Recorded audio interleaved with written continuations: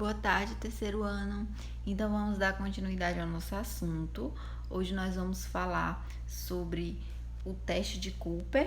Vamos dar continuidade. Na aula passada nós falamos sobre a frequência cardíaca durante o exercício físico e hoje vamos dar continuidade falando desses testes. Então vamos lá. O teste de Cooper, ele foi elaborado pelo Dr. Kenneth Cooper em 1968 para ser usado pelas Forças Armadas para verificar o nível de resistência aeróbica. Então, ele foi utilizado para quê? De início, para avaliar a resistência aeróbica. E o que seria resistência aeróbica? Como vocês já estudaram nas aulas anteriores, que nós falamos que a resistência aeróbica seriam atividades de longa duração e de baixa intensidade, que faz a utilização do oxigênio. Então, são atividades aeróbicas. Então, esse teste ele foi criado para avaliar a sua resistência aeróbica. Um bom indicador para a aferição da aptidão física. Então, por que seria um bom indicador para aferir a aptidão física? Porque através do teste de Cooper, você vai analisar a sua capacidade física, como anda a sua capacidade. Em sua forma original, o objetivo do teste é correr o mais longe possível em 12 minutos. Então, como é realizado esse teste? É através da corrida, por isso que é resistência aeróbica, e é uma corrida com a duração de 12 minutos. Então, o indivíduo, quando vai realizar o teste de Cooper, ele faz um percurso correndo durante 12 minutos. E aí a gente vai analisar a quantidade de metros que ele conseguiu correr e daí avaliar através de uma tabela.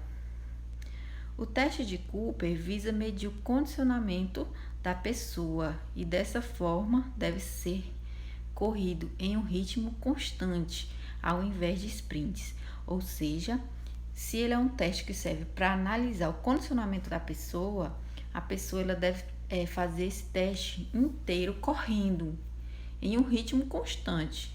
O que seria sprints? Sprint seria você ficar parando e ficar dando picos de corrida, o que não seria o correto. Então, para a realização desse teste, você tem que correr em um ritmo constante durante 12 minutos. O resultado do teste dá uma estimativa aproximada do condicionamento físico da pessoa. Então, não seria um teste tão científico, mas a gente pode levar em consideração os resultados, porque ele pode sim te direcionar ao teu condicionamento físico, se você está com condicionamento físico bom ou ruim. E aí nós temos a classificação desse teste.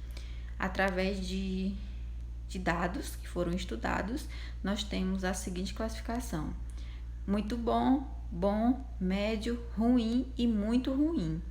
São baseadas no quanto a pessoa correu. Isso levando em consideração sua idade e sexo. Então,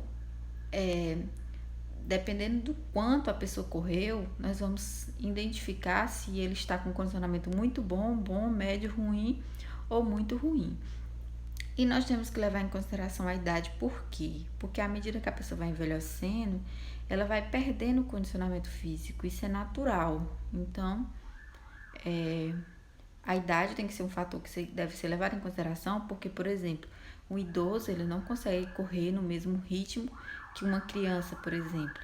E nós temos que levar em consideração também o sexo, porque existem valores diferenciados de condicionamento para homens e para mulheres.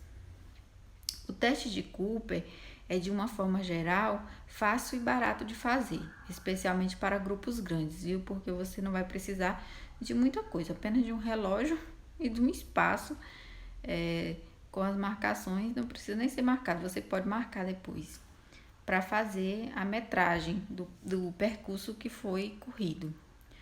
Por outro lado, os resultados dependem da motivação da pessoa fazendo o teste. Então, eu não posso dizer, por exemplo, que seja um teste muito científico. Por quê? Porque vai depender da motivação que a pessoa vai estar no dia. Por exemplo, ela tem que correr num ritmo constante, ela tem que dar o seu máximo para conseguir correr esses 12 minutos. Porque se ela não fizer isso, o valor ele vai interferir, viu? A distância que ela percorre vai interferir no resultado. Então, dando sequência, nós temos aqui há várias tabelas de resultado. As duas abaixo são para pessoas de 13 a 20 e de 20 a 50 anos. Então, essas tabelas aqui, em cima de muito estudo, fizeram essas duas análises. Então, nós temos aqui, de acordo com a idade do indivíduo, o sexo, masculino ou feminino, nós temos aí as classificações. Então, esse primeiro valor são de pessoas de 20 a 29 anos. Então, um homem corre, se ele conseguir correr em 12 minutos 2.800 metros, ele vai ter um condicionamento físico muito bom.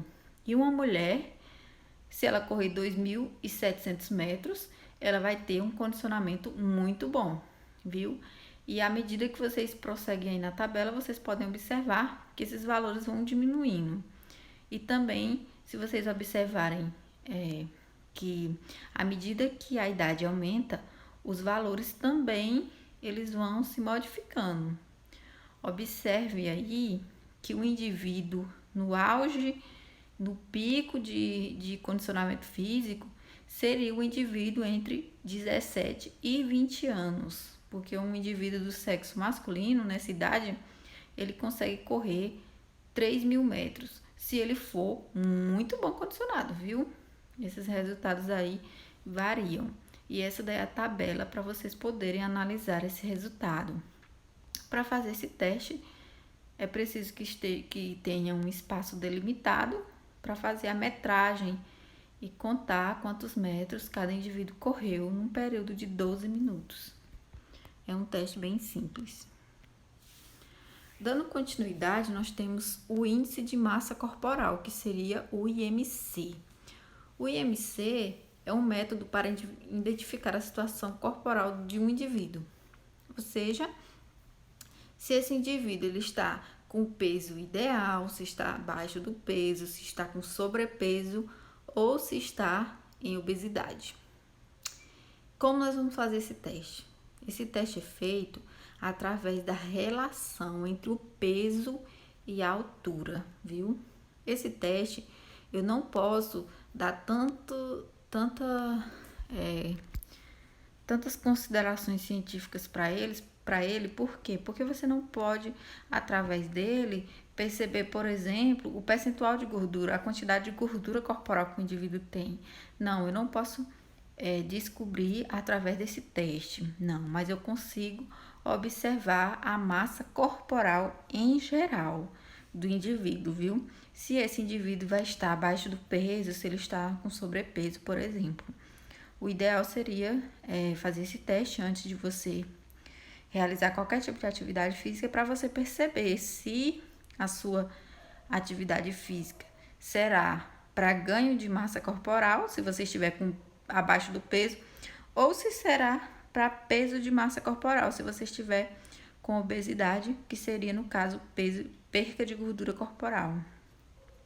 Então, nós temos aí uma fórmula para fazer essa avaliação, que seria o IMC, seria igual ao peso dividido pela altura ao quadrado, viu? Então, o P seria o peso, o H seria a altura. Então, vamos fazer esse cálculozinho para saber qual a classificação da massa corporal de um indivíduo. Aí, nós temos aí na tabela a classificação de baixo peso, peso normal, sobrepeso e obesidade. A obesidade, pessoal, ela tem 3 graus. A obesidade de nível 1, a obesidade 2 e a obesidade 3, que já seria um grau bem elevado, que seria considerada obesidade mórbida, viu? Então, para vocês conseguirem analisar mais detalhadamente o cálculo, eu fiz um exemplo aqui para vocês observarem. Por exemplo, Maria tem 1,70 m de altura e pesa 80 quilos. Vamos lá. Qual o IMC de Maria? Então, vamos fazer esse testezinho. O IMC seria o peso, que é 80 quilos, dividido pela altura ao quadrado, que seria 1,70 m. Então, vamos lá. 1,70 vezes 1,70, que dá 2,89, que será o resultado da altura ao quadrado. Então, vamos lá, nós vamos ter o peso, que é 80, dividido pela altura ao quadrado, que foi 2,89. O resultado seria 27,6. Então, se vocês analisar na tabela, nós vamos observar que Maria está com sobrepeso. Por quê? Porque ela está numa faixa de peso entre 25 e 29,9. Então, ela está dentro da tabela com uma classificação de sobrepeso, o que seria ideal para ela. Então, seria ideal que ela fizesse atividade física para perca de gordura corporal, para que ela consiga entrar em níveis normais. Então, pessoal, a aula de hoje foi essa. Espero que vocês tenham compreendido e um beijo. Até a próxima.